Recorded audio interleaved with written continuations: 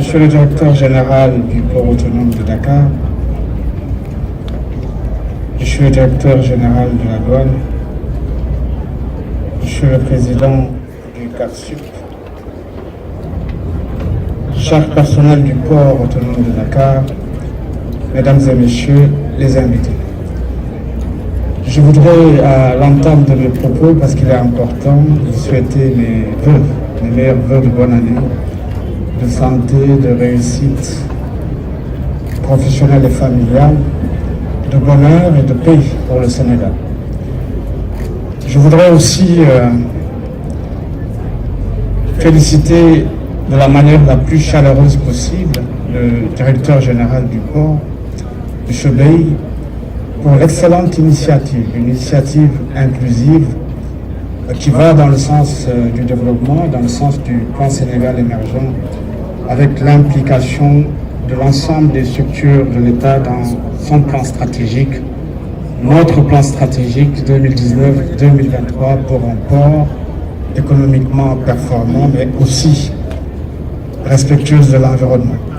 Je voudrais m'arrêter là parce que, effectivement, le critère de performance qui va nous amener à fonctionner 24 heures sur 24 doit tenir compte de ces externalités négatives générées par le transport routier. Le CETUD est là pour ça.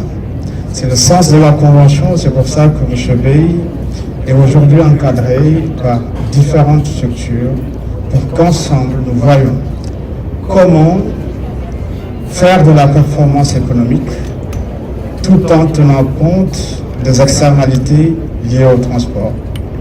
Parmi ces externalités, vous avez beaucoup parlé de congestion automobile. On a parlé d'accidents, on a parlé d'encombrement de l'espace, effectivement.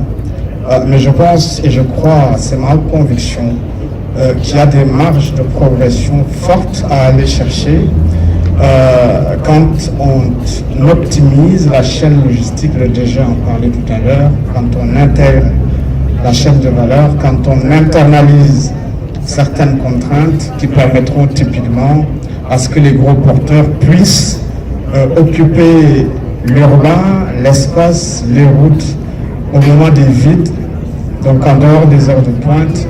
C'est une des solutions. D'autres subsisteront, nous aurons le temps d'en discuter avec vous, mais un fonctionnement 24 heures sur 24 est compatible avec des solutions simples.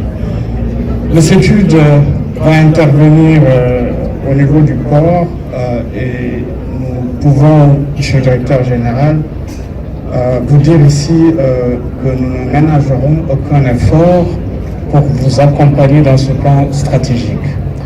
Alors, il y a des visions qui coïncident et tout converge vers le plan Sénégal émergent en réalité.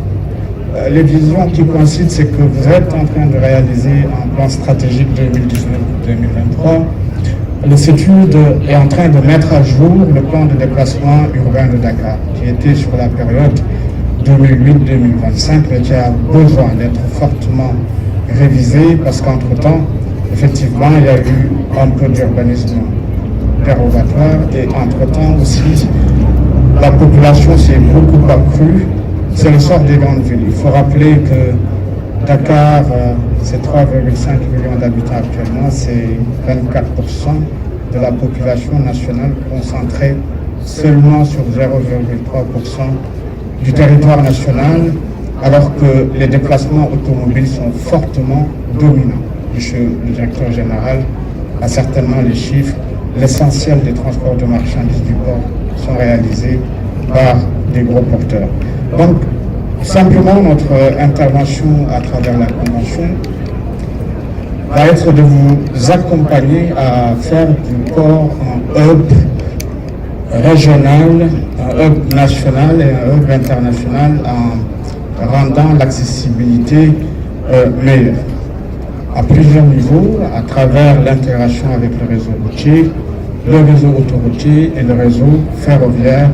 La récente réception du TR va prouver à suffisance l'ambition de l'État du Sénégal à ce niveau, parce qu'en réalité, il y a deux voies qui vont permettre de transporter 115 000 voyageurs journalièrement, mais il y a la voie métrique qui va être renouvelée et qui va s'inscrire dans une perspective de connexion au Mali pour soulager notre réseau routier. En deuxième niveau d'intervention, Monsieur le Directeur Général, je souhaitais relever, vous m'avez chaleureusement accueilli dans votre bureau et on a commencé à discuter de la relation port-ville.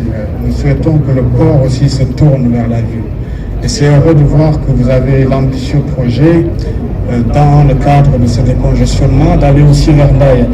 Et ça offre de belles perspectives pour Dakar. Donc nous avons déjà des maquettes de villes s'intégrant au transport, s'intégrant au TR, donnant un peu plus d'urbanité, un peu plus de vie, un peu plus de qualité de service à nos citoyens, avec un port qui s'intègre mieux à la région dakaroise. Je souhaitais terminer par dire que nous allons aussi vous accompagner à rendre performant le dernier kilomètre. Ceux qui font de la logistique, vous mentionnez les élèves, comprennent bien ce terme.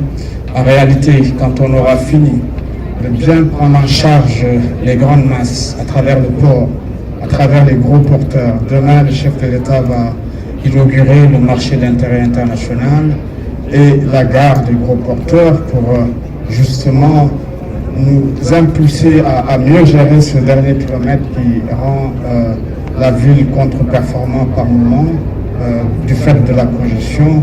Nous allons vous accompagner à ce niveau à travers les études qui sont en cours pour faire un plan de logistique à Dakar.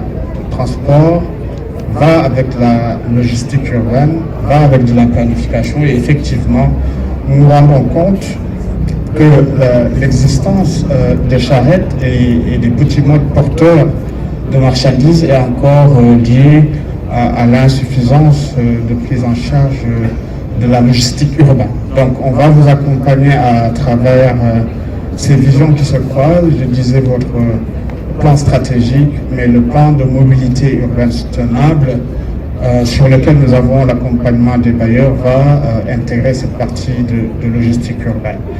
Voilà globalement ce que je souhaitais dire pour ne pas être long.